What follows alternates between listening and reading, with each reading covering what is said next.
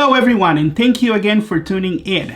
I have a question for you today. Do you value your privacy? I certainly value mine. So in this video, I'm going to talk about an email sent to interpreters by Universal Language Service last Friday. Let's get right into it. Now, this is the email that many of us received from ULS last Friday. Reading this, it says that L&I requested ULS to provide a periodic independent contractor questionnaire for interpreters. Right from the start, it details some of the information being asked here, and I grew concerned as I kept reading. Asking for my work schedule and how I choose appointments, a list of your business expenses, a description of my office or home office, and a list of clients that I provide interpreting services for.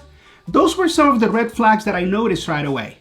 They also would want you to return the questionnaire by December 24th, as you can see right here, by emailing it to ULS or to L&I directly. Let's take a look at this questionnaire. At the beginning, this form lets you know that all questions below refer to your business relationship with ULS. The first question wants you to describe your business relationship with the firm, which is something that is already stipulated in the contract that interpreters sign with ULS before getting work from them. So ULS already has that information. Then on question 2, they want to know if you enlist the help of others while performing work for ULS. Now, why would I need help from anybody else when accepting individual appointments from ULS? Seems like a trick question to me. Going down the list, you see question number 6, asking how is your schedule determined? Once again, ULS has the answers. They either call interpreters to offer jobs, or you have to log into their portal to get appointments. Everyone knows this. You see, question number 8 here is asking if you were previously an employee of this firm and when. This is none of their business, in my opinion. Then you find the more intrusive questions here, like question number 9, asking to describe your business location and if it is at home. They would want you to say where in your home it is and what the room is used for in addition to your business. Now, what is this? How is this any of their business? Question 11 asks for invoices.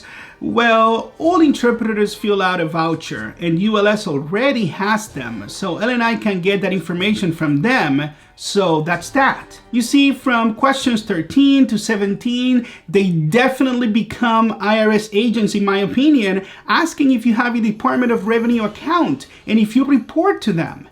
If you file business expenses or Schedule C with the IRS, what records you keep, and what are your business expenses. You see, at this point, I'm just annoyed with these questions, to be honest with you. Then I read question 18. This says here, do you work for other firms/individuals? If yes, please describe. Wait a minute. I thought that all these questions were about your business relationship with ULS, as they stated at the beginning. So why would they want to know if I work with other firms and individuals, like with other interpreters? I wanted to verify with ULS, so I called 2 of their numbers on Saturday, and they confirmed that they were the ones sending that email, and that L&I did ask them to email this questionnaire to interpreters. So finally today, I called ULS again and requested to talk to the man himself, David Reticub, their manager who sent the email. But he was having lunch, so I asked the employee who answered the phone what was the purpose of this questionnaire, but they said that David Reticub warned them that interpreters were bound to call with concerns about these questions and to only say that L&I required us to do so. I then requested a call back from Mr. Reticub, but he hasn't called back. Here's my 2 cents about this questionnaire. Number 1, at the end of this email, they only say that the questionnaire can be returned by December 24th, as you see right here. They are not saying in this email that this questionnaire is a requirement for you to continue to work with ULS, so it begs the question, why should I bother? Number 2, They're not explaining the purpose of this questionnaire and why they would want you to provide this information to them. These questions are very intrusive to me in my opinion, and almost all information here, if not all of it, can be subject to a public disclosure request. And anybody could request that information to the department at any time, so your privacy can be compromised since your personal information can be out there for anyone to see. I've never received a request like this from LNI, so although I haven't confirmed it yet, it's very possible that WFC Local 1671 leaders may be involved, influencing LNI to get that information in order to manipulate data and use it against LNI interpreters, since that's what they do anyways. I don't have to remind you how much they have taken from us already. In closing, I want to say this to you. You're free to do whatever you want about this questionnaire. If you want to turn it in, go ahead. I wouldn't do it. It's not worth your time, in my opinion, especially with all the government hacking going on nowadays. See, I personally won't complete this.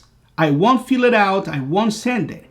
You know, I have a million things to do with my time besides work and union organizing now, you know, like, I don't know, Christmas shopping, making yummy cannoli, and trying to have a decent holiday season this crazy year. So spending 10 to 15 minutes volunteering very personal information to the government, it's definitely not on my priority list this Christmas. I will post another video on Wednesday with very important information and shocking developments. We are still in the election process and we need your help. Look in the description below to find instructions on how to send us your signed card along with other helpful links. Drop a like on this video and subscribe to keep on getting relevant information for our interpreting community. See you in the next video, and as always, God bless.